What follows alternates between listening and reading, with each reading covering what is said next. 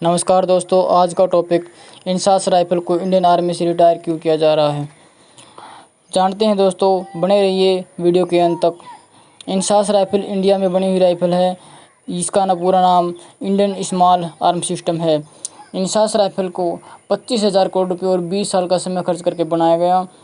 INSAS rifle को armament research and development established ने बनाया, जो कि DRDO का हिस्सा थी। इंसास राइफल 1994 में बनके तैयार हुई। तो इंसास राइफल को 26 जनवरी 1998 की परेड में पहली बार इसका प्रदर्शन किया गया।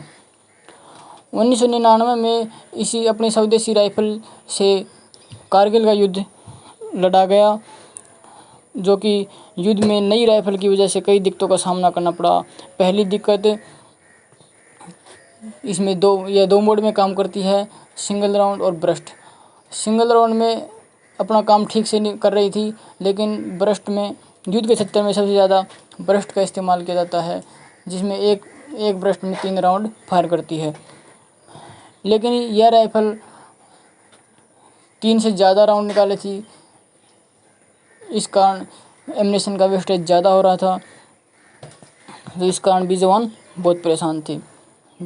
इसके बाद दिक्कत यह थी कि इसकी मैगज़ीन पॉलीमर प्लास्टिक से बनाई गई थी। पॉलीमर प्लास्टिक से बनाई होने के कारण एक पारदर्शी थी। ये एक सुविधा के लिए बनाई गई थी, ताकि जवान को पता चल जाए कि इसमें कितने राउंड बचे हैं, कितने राउंड फायर हो गए, और लाइट वेट रही। लेकिन टेम्परेचर डाउन होने के कारण यह मैगज़ीन क्रैक हो जाती थी, टूट जाती थी। इस कारण भी बहुत परेशान हुए। तीसरी दिक्कत, रिकॉइल होता है। जब इन राइफल से हम फायर करते हैं तो जो है राइफल झटका देती है, तो इसका झटका ज़्यादा था। झटका ज़्यादा होने के कारण जवान अपना फायर सही टारगेट पे नहीं लगा पा रहा था, और इससे जवान को अपना मुद्दा हासिल नहीं हो रहा था। इस कारण भी जवान हताश हो रहे थे।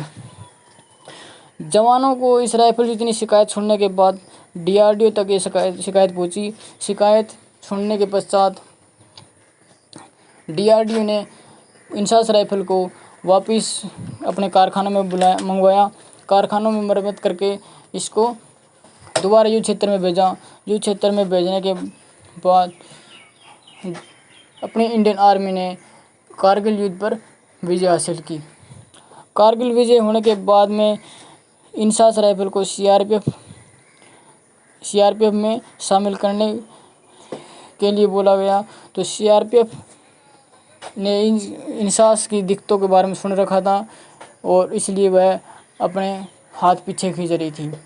तो सरकार ने यह दावा किया कि इंसास से ही हमने कारगिल युद्ध पर विजय हासिल की है, तो आपको इसमें कहाँ दिक्कत है।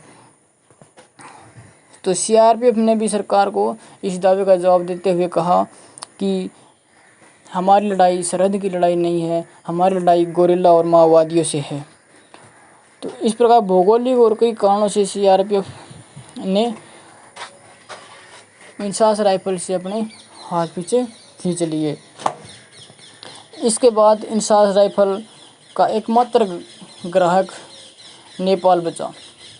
नेपाल ने भी इंसास राइफल को खरीदा, और अपने भारतीय सरकार ने भी इंसास राइफल को नेपाल में बहुत भारी मात्रा में बेचा। दिक्कत नेपाल के सैनिकों को भी आ रही थी, लेकिन दिक्कत खुलकर विरोध तब हुआ जब नेपाल के सैनिक माओवादी से मुठभेड़ करते हुए 43 जवान शहीद हो गए।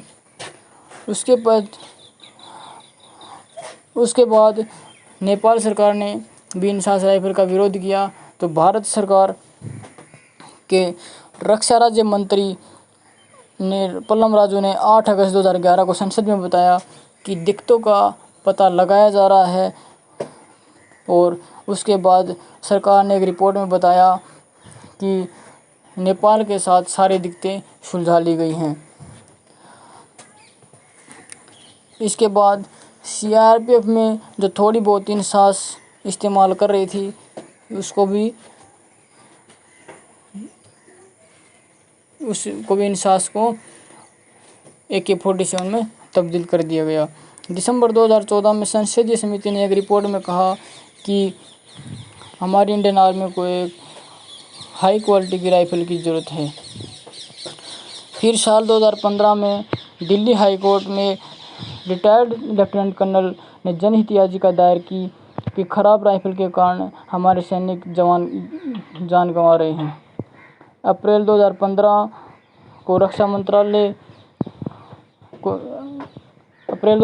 को हाई कोर्ट ने रक्षा मंत्रालय का जवाब देने को कहा, तो रक्षा मंत्रालय ने अपना जवाब देते हुए कहा कि इंसास राइफल पर इस तरह आरोप नहीं लगाए जा सकते क्योंकि इसको पूरी रिसर्च और ट्रायल के बाद ही सेना में शामिल किया गया है और सेना में शामिल होने के बाद भी इसमें 3 बड़े सुधार किए गए हैं। तो नवंबर 2015 को जनहित याचिका खारिज करते हुए हाई कोर्ट ने कहा कि इंसास में खराबी के सही सबूत नहीं मिले हैं।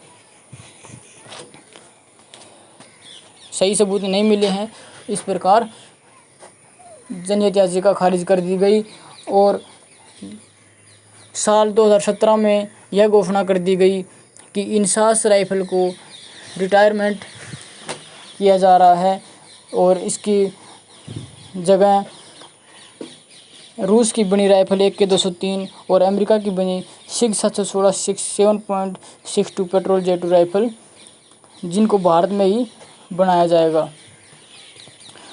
तो दोस्तों कैसी लगी ये वीडियो कमेंट बॉक्स में ज़रूर बताना और लाइक शेयर सब्सक्राइब करते रहना।